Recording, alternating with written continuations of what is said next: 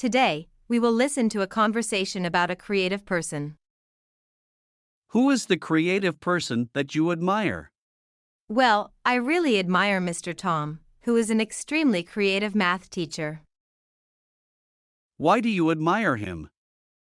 For me, math is quite boring because I have to work with long numbers. I used to hate math so much before I had lessons with Mr. Tom. He has thousands of ways to teach that boring subject, which inspires me a lot. How did he become so creative? I'm not quite sure, but I think that's his inborn talent. Do people you know admire him too?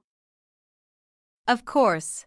All my classmates just love and respect him for his creative teaching. What is he like? He has a good sense of humor. He always tells jokes, and we just can't help laughing. Do you think creativity can be learned and practiced?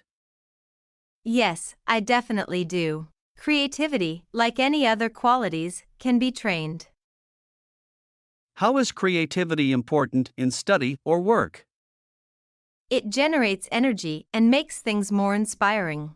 Without creativity, work and study are just dull and tiring.